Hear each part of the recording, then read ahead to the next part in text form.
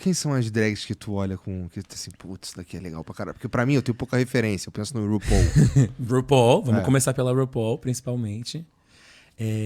Eu vou listar as drags que fizeram diferença, assim, no meu começo. Porque eu tinha pouco acesso à cena daqui de São Paulo. E aí, quando eu comecei a acessar o que era a cena de São Paulo, eu fui descobrindo a diferença entre isso e aquilo e tal. Mas as primeiras drag Como queens... é que tu foi? Como é que se deu aí esse começando a acessar? Aí que tá, eu fazia teatro na época. E eu comecei a gostar muito de fazer drag. Primeiro eu me montava pra ir nas festas com a galera do teatro. Então não era no meio das drag queens da cena drag, né? Depois Mas, eu... como é que tu... Cara, o lance é o seguinte, ó. Em algum momento tu falou, vou me montar. Falei. Não, mais que isso, né? Em algum momento eu falei, vou me montar e não vai ser de personagem. Vai ser de uma coisa que eu fiz. Agora vai ser mais representação do que eu gosto. E você tinha comentado que tinha os amigos, não é? Tinha os amigos. Então, mas nesse primeiro momento aí, vocês chegaram à conclusão e todo mundo junto? Tu foi sozinho? Imagina, tipo, eu cheguei a ouvir nessa época a galera não entendia muito bem por que eu tava gastando tempo com isso. Tipo, criou-se uma narrativa de que, mas seu talento é tão legal, pô, você canta tão bem, você não precisa fazer isso, sabe? Assim, tipo, eu lembro de ouvir muito isso nessa época, tipo, pô, não é esse o caminho, você não precisa fazer isso. Tipo, é outra parada, você canta bem, você não precisa disso, entendeu? E ali lembro de despertar essa primeira fagulha em mim, pô, por que cantar bem, como eu sei que eu canto, é considerado um negócio incrível, louvável, mas fazer drag não? Por que isso tem que... Por que você quer perder tempo? Né? Tipo, por que isso é perda de tempo, né? Isso me levou a esse questionamento que me deu mais vontade de fazer, de ver qual é que era. E aí eu fui querendo experimentar outras coisas e ver as drags na boate. Aí fui pra boate pop, vi que já tinha drags lá também, tipo... Lembro muito do trio Milano nessa época, Penelope Jean, Amanda Sparks, Tiffany Bradshaw. Trio de drags de São Paulo que faziam performance. A Penelope, uma Lady Gaga perfeita. A Amanda Sparks, a drag gamer. Tiffany Bradshaw, a drag bate-cabelo da nova geração ali na época. Que traziam muito da referência das drags bate-cabelo que já era a geração de trás, né? Tipo, o cenário originado pela Hobbit Moon, pela Márcia Pantera, que são referências. Tem as nossas referências caricatas, que são eternas. Silvete Montilla, Natasha... Nossa, tem tanta gente que... fez a diferença pra eu falar, drag existe, é uma coisa que eu posso fazer, né?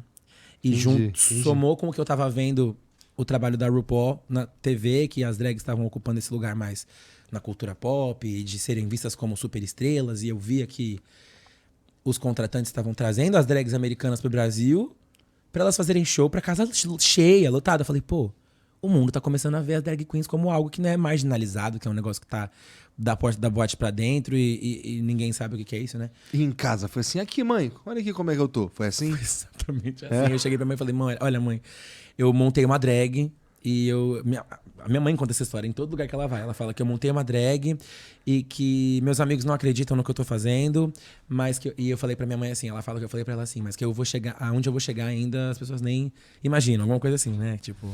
eu ainda vou fazer muita diferença. Ela, poxa, bota fé. Contei pra minha mãe que o nome era Glória Groove. Ela amou, porque o nome é completamente inspirado nela. Tipo, Glória Groove conta a história da minha mãe comigo, assim, sabe? O nome puxa um monte de coisa dela.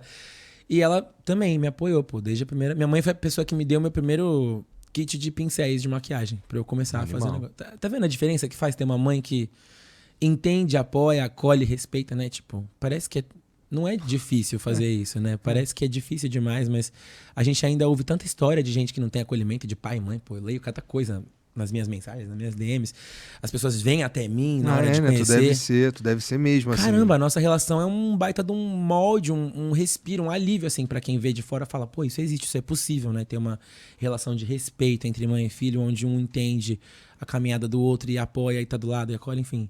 Pra mim parece muito simples e é o jeito que eu aprendi a ser com ela, sabe? Assim, mas eu entendo como a gente ser como é já significa um monte de coisa, sabe? Acaba sendo a própria referência. E não é à toa, né? Que eu consegui, tipo, chegar onde eu tô. Tipo, eu consegui ir driblando cada pedacinho ali do preconceito e do que as pessoas falavam que era impossível. Falava, pô, eu sei que eu tenho talento e disposição pra fazer o que eu quero, por que não vou, né? E achando as pessoas certas no caminho. Em 2016, foi quando eu assinei com a SB Music, comecei a trabalhar com o Sam, que é meu sócio até hoje.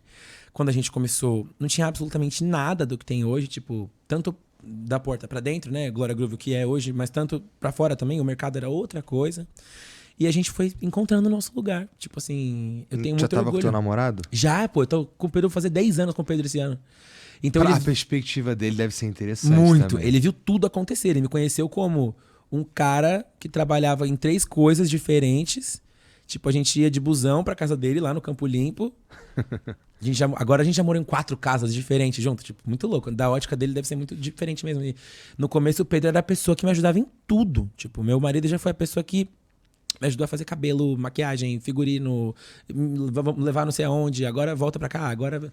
Pô, ele já me ajudou a fazer muita coisa. Hoje ele pode ser só o marido, né? Hoje eu tenho equipe. Tipo, hoje ele pode ir só quando ele quer. Uhum. Mas foi muito importante o apoio dele também, nessa parada. E isso trouxe de volta para um assunto que eu não imaginava que ia trazer, mas... por isso que Serenata existe hoje. Porque eu sentia que eu precisava devolver o amor. Tipo, eu passei muito tempo obcecado com o que eu ainda queria fazer depois de tudo isso que aconteceu, sabe? E aí, com 29, eu falei, pô, olha quem tava do meu lado lá quando eu comecei o negócio, sabe? Eu preciso me declarar pra essas pessoas. E eu não tinha escrito nada pro Pedro em 10 anos. Pro Serenata, eu escrevi 2. Tem um em cada volume. Tem a música dedicada pra minha tia Soraya, que é a pessoa pra quem eu dediquei o projeto, que ela é a pessoa mais apaixonada que eu conheço. Olha. Tem as músicas com a minha mãe. Sei lá, era a hora pra mim de, tipo, devolver o amor, sabe? Assim, tipo, falar, eu tô vendo esse amor, eu reconheço. E se não fosse o amor que essas pessoas jogam, né? Eu não conseguiria fazer o resto. Eu não poderia fazer o que eu fiz até agora. Com certeza. Mas assim, essa é uma noção que, putz, podia ter mais.